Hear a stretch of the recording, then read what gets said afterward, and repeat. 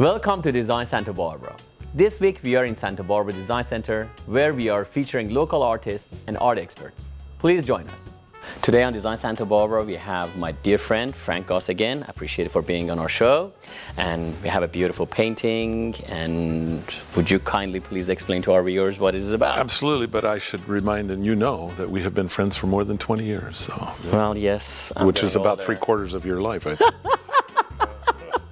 Very kind. Yes, we have been friends over 20 years. Today, we have brought this painting done in Mexico in 1941. The greatest illustrator, painter in American history is Norman Rockwell. And he did barbershop scenes and coffee shop scenes and scenes in all kinds of daily life that got used on magazine covers and that sort of thing. In Mexico, the equivalent artist is Jesus Helguerra, said there. Jesus Helguerra, and you can see this is by Helguerra. And there are very, very few that I know of, only 2 paintings outside of the collection that is in the Samoya Museum in Mexico City.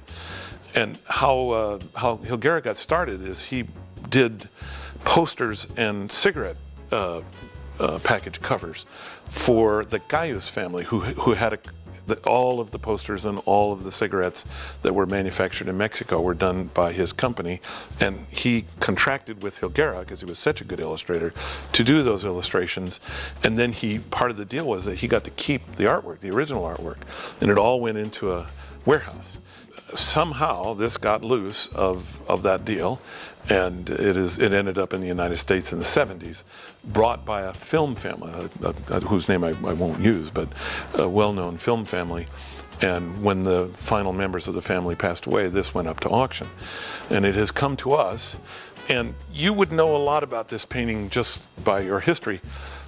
We all know Ritchie Valens' great song, La Bamba. La Bamba. This painting is titled La Bamba, and it turns out there's a La Bamba before Ritchie Valens. If you are Oaxacan or a Veracruzana, at a wedding you dance the dance called La Bamba, and these people are dancing this dance.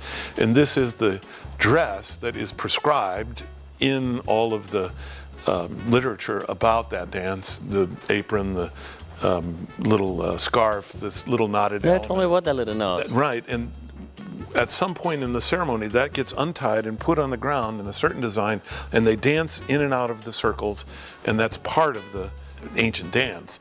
And his outfit is, although nowhere near as interesting, is the official outfit for a fellow getting married in Veracruz. Helguerra continued to do this work until his passing, and the Gallus family kept them all in a warehouse. And eventually, the tobacco company and the company that did calendars were purchased by Carlos Slim, who you know as having a very interesting history, and is one of the world's richest men. When Carlos Slim did the deal, he intended to buy the cigarette company and the calendar company, which were both very successful, from the Gallus family. And the story is told that he went to see where the company was and the little parts of the company that were on a campus in northern Mexico. And while he was there, a fellow came in and said, "Hey boss, what do you want us to do with all the paintings?" And Carlos Slim said, "What paintings?" And lo and behold, he had purchased, in addition to the elements of the deal, he had purchased these paintings. And he gave them to his daughter, Samoya, and today they are in the Samoya Museum in Mexico City. Frank, thank you very much. This was a wealth of knowledge as you are, and wonderful piece. Thank you.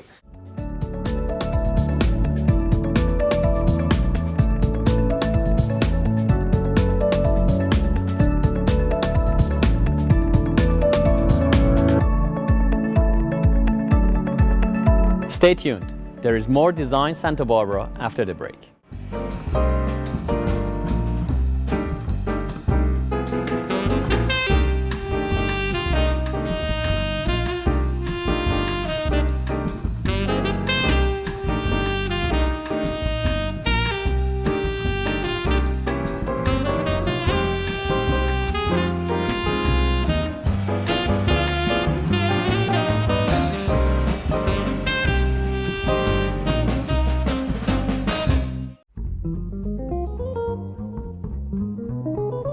In this edition of Michael's Minutes, let's talk about sofas.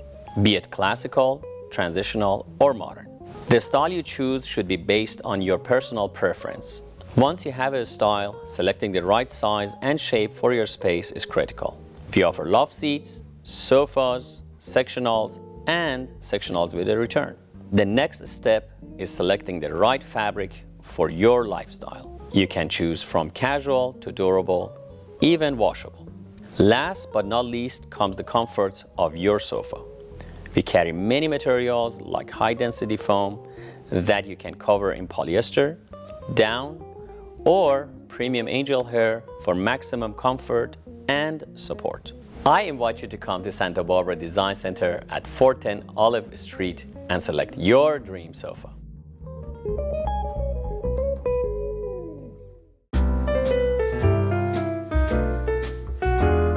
Welcome back. We are sitting today with acclaimed Santa Barbara artist Ralph Waterhouse. We are very fortunate having you on our show. Thank you, I appreciate being I here. understand your gallery just celebrated a milestone. Can you tell us about that? It did. 32 years in business as an art gallery in Santa Barbara. We've been 25 years in our current location in La Arcada. We've got wonderful landlords in the Peterson family, so we're very proud to be there. In fact, we are the longest tenant in the interior of La Arcada. We've been there 25 years now, so we're very proud of that. Actually, I remember when the day you opened, actually. I was across the street from you for a while. You were indeed? Congratulations. Congratulations. Thank you. And I understand you were a graphic artist. What led you to become a painter? I started out as a graphic designer, worked in print first in a print company, then moved into advertising, worked on ads for many different products, but working in the north of England, it was mainly industrial products I worked on. I'd always had an interest in painting, so I started doing it as a hobby. And at that time I was painting wildlife, little bunnies and small nesting birds and, but songbirds basically. I'd been painting, so I thought I'm going to try and make a career of this. And so I did a group of paintings, took them to a gallery. About a week later they called me and said, we've sold 5 of those 6 paintings you brought. I said, whoa, so can you do some more? So I did, and that kind of progressed from there. And so I continued doing that for many, many years. And became quite well known in England. I did calendars for the Royal Society of Protection of Birds. I did work for the World Wildlife Fund. So I continued to do that for several years, and then eventually I came to Southern California just for a visit. I was painting for a gallery in Scottsdale, and at that time I met my wife Diane.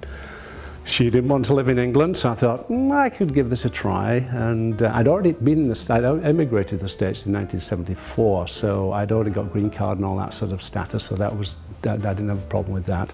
And so there we are. So I'd had a little studio in England, and so I thought I want to do my own thing again. So we opened a gallery. We opened a gallery and went on from there. And then after a few years of doing what I did, I was getting a little tired. I was getting backache doing the detailed birds, and I started going outdoors and painting. So, I discovered the California landscape, how beautiful the landscape was, how wonderful the light was, very Mediterranean.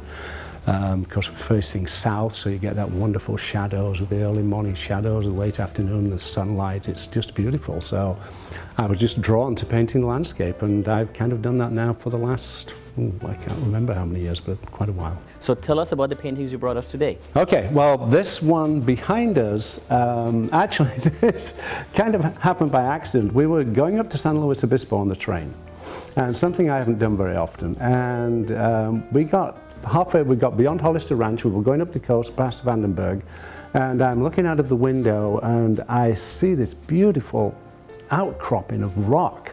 And fortunately, I had my camera, I had my telephoto lens, so I took, I don't know, maybe 10 or 12 shots of that whole thing.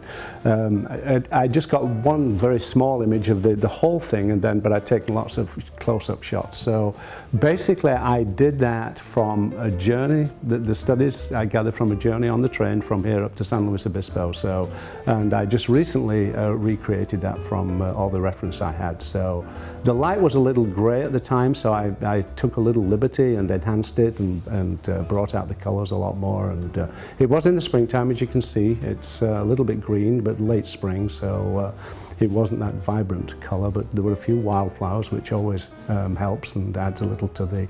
And of course the waves were just wonderful. I mean, we get some wonderful waves up the coast, and that was just... it gave it a lot of atmosphere, so I was very pleased with it. That's a stunning piece. What I like about your paintings is they're always lively, and they put you in the scene, actually. You feel like you're in it, and it's very, very light and airy. Beautiful. Thank you. So maybe you tell us about the next one. This particular painting, it's a scene right across from our house. We're very fortunate. We live right alongside the Douglas Preserve in Santa Barbara, and it's an open area of land.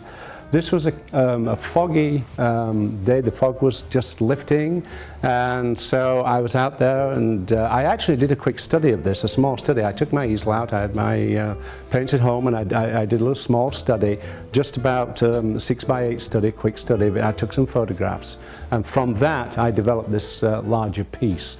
And I love painting eucalyptus trees. It's when I first moved to California, I was very captivated by them, very sculptural. So they're always a joy, and of course the trees on the left there are eucalyptus. And so I combine the ocean, the meadow, and the eucalyptus trees. It's the perfect mix to me of a subject to paint. Beautiful. All right, Ralph. So now this is the third painting you brought. Can you tell us where that is? This is the very tip of the cliff at the far end of Butterfly Beach. In other words, the most eastern point. I did this actually from a photograph, directly from a photograph. I went out one morning about 6 o'clock in the morning, and I was driving around. It was dense fog, and I think, oh my goodness, you know, I'm not going to find anything interesting. But it was so dense, it wasn't even, I couldn't even see anything interesting. So I got out of my car and I walked down the beach at Butterfly Beach there, and I'm walking toward the cliff, and all of a sudden the sun bursts through, and literally it lit up the end of the cliff. And I thought, oh my God, took my camera out, click, took the photograph again, enlarged it, you know, shrunk back, telephoto, the whole thing, and then it vanished. And I've never seen it do that again. It was just one of those magical moments. It literally illuminated the end of the cliff, and it was a magical moment. And I couldn't have ever captured it with my paintbrush and easel out there because it was gone so quickly. So the magic of the camera transformed into a painting. I thank you so very much for joining us. Thank you. Thank you for your knowledge. Thank you for beautiful paintings. Looking forward to have you again. Okay, you're welcome. Thank you. Coming up next on Design Santa Barbara.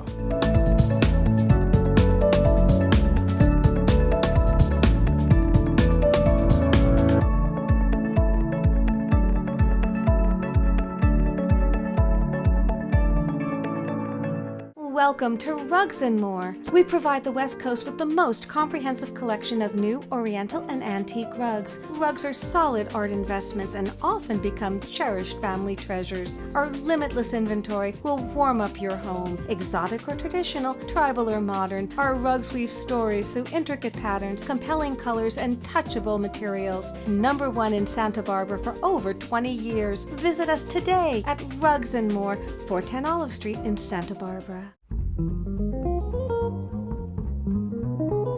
Today I want to talk to you about chairs. Chairs come in many different styles and shapes, and classical, modern, or transitional look. This particular one is called Sarah, and it is a stationary chair, is a modern look. This particular one is a recliner and is leather and is a very classical look. This one is Barrack and is a swivel glider. Swivel gliders are my favorite chairs, and they're addictive. And it is in a transitional look. It is not modern, it is not classical, it is in between, a marriage between them all. And my favorite one is the Santa Barbara chair. We make these out of washable linen, and we make it with blend down inside of it, which is down and angel hair, most comfortable, and is a swivel. If you want to see any of these chairs in person, please come to Santa Barbara Design Center at 410 Olive.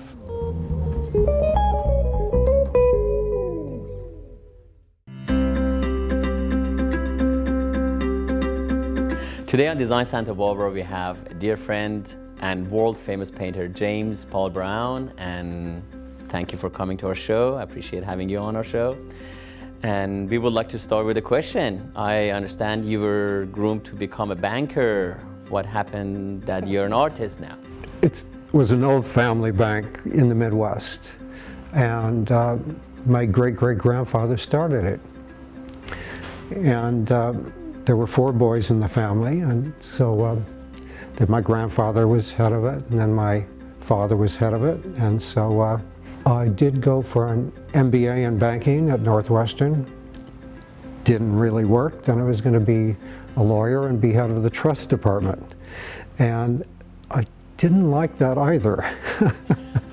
But I was taking art. But it's sort of like Toulouse-Lautrec, if I can make a comparison here. His father was esteemed, and my grandparents and my father was esteemed. And during the Depression, they would take care of the farmers back then, and they would do it on a handshake too.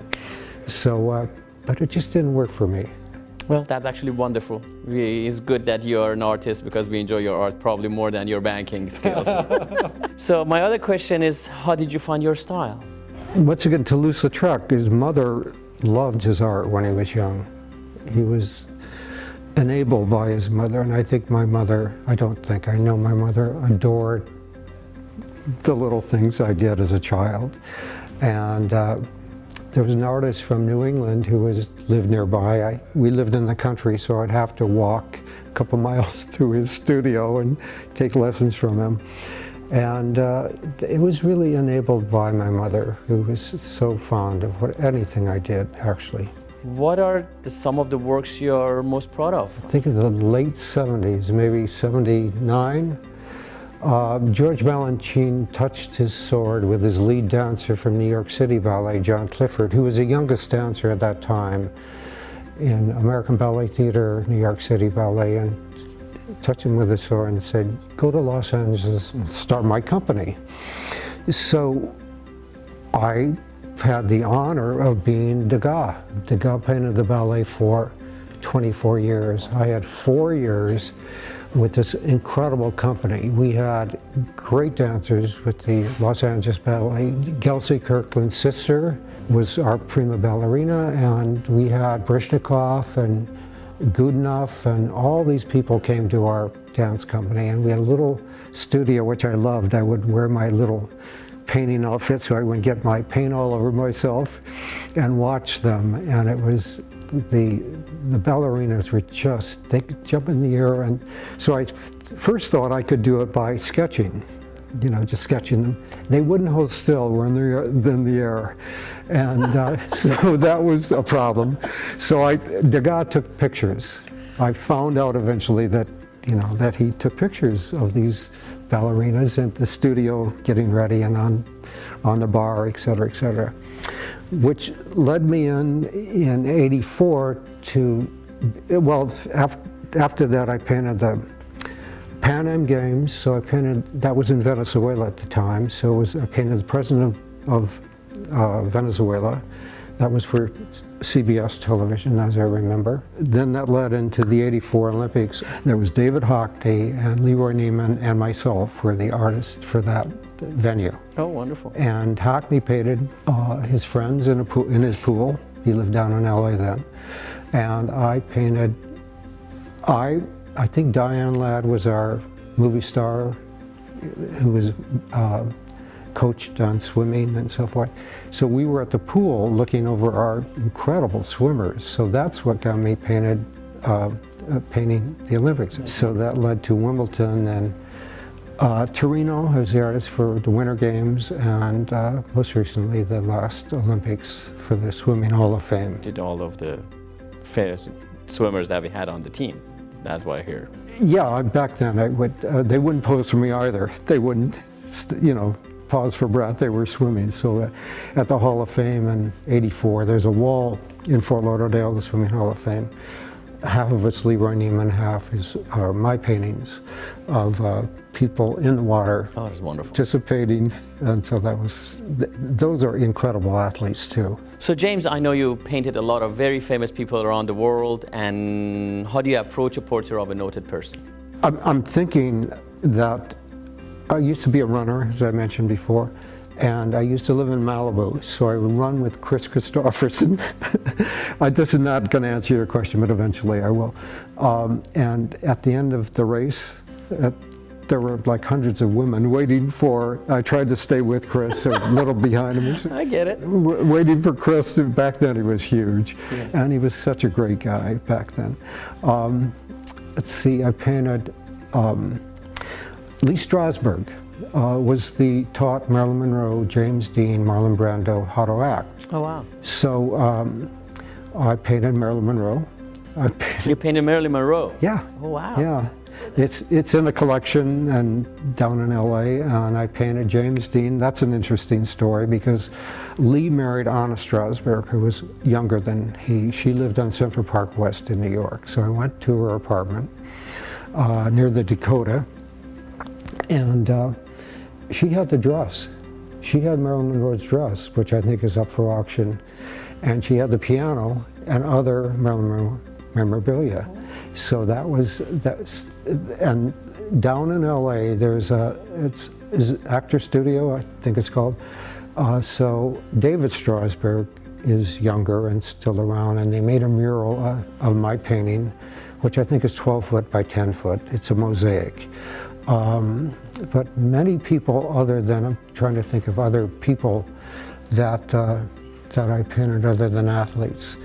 We did paint the Grand Prix, the auto race for Monaco. I was the artist for that. We did, I painted my wife as a mermaid over Cannes. I was the artist for the Cannes Film Festival. So I stole an idea from Marc Chagall and Picasso, because they had mermaids over Nice, I think Picasso had, and maybe Chagall too. So I had my wife as a mermaid over Cannes. That's nice. So that did well. That's wonderful. So can you please tell us about the beautiful works of art you brought today? Maybe you can tell us a little bit about each. Yes, behind me for the Santa Barbara Zoo, I was the artist for a year, and Jemina the giraffe was alive. Jemina was a lady giraffe, and she went to heaven a few years ago. Probably. And this is the famous giraffe we had in town, probably. People don't know it with the crooked neck. She was our major tourist attraction. Jemina was, people would come far and wide to see Jemina, the giraffe with the crooked neck. And she was so cute, as you can see. Absolutely. This painting. This is inspired by Van Gogh a long time ago. It's more of a female version of Vincent. This was a wine label. Oh, wine label. Yeah, this was a wine label. So when you go in the reserve, where they have the reserve wines at this beautiful winery called Sunstone, you feel like you're in Provence there. And so that was a wine label. This is a path through the forest, this book. And if you go into Bouchon restaurant, our fine dining restaurant here, they have many paths through the forest. It's on my art of Bouchon, so. Wonderful. I thank you very much. That has been most informative and one of the most nicest segments we have ever had. I thank you for joining us and looking forward to have you again. Oh, thank you. Thank you, Michael. Right. Cheers.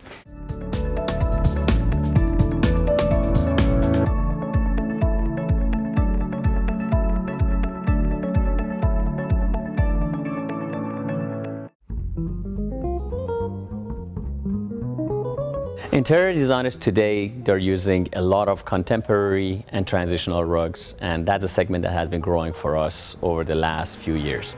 They come in many different natural fibers. I recommend you to get one that's hand knotted instead of hand tufted. This particular one is shiny like silk. It's made of bamboo. The other one comes in 1,200 colors, and we make it in every size and shape possible. It is bamboo and wool. And then we have this beauty that is very modern, but at the same time has colors of today's interiors. This other one is a gaby, is a traditional design, but with modern colors.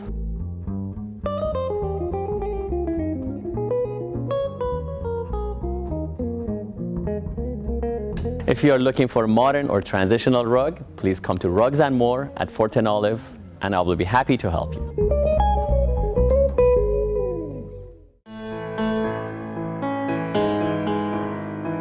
Today on Design Santa Barbara, we have Lisbeth Medall, our Santa Barbara Design Center's resident artist. I have a question for you.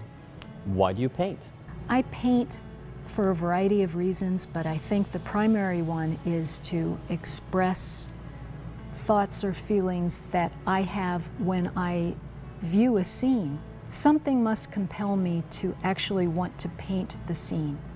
And whether it's the light hitting a certain tree or an object, I want to evoke that emotion when I put the paint on the canvas. Tell me about the process you go through. Maybe I'm taking a walk and I see something that moves me. I will oftentimes go and paint outdoors on location and begin the composition of the painting. It will anchor it in authenticity oftentimes, and I'll go back a few times, but invariably I finish off the painting in my studio, and I take great liberty with the composition, colors. Tell me about your nocturnes. Oftentimes, you need to paint them quickly because when you're out on location, the light is rapidly changing. So I'll take reference shots, and it becomes a bit challenging as the light wanes to mix your paints. So oftentimes I'll prepare my paints ahead of time. Oh, you do?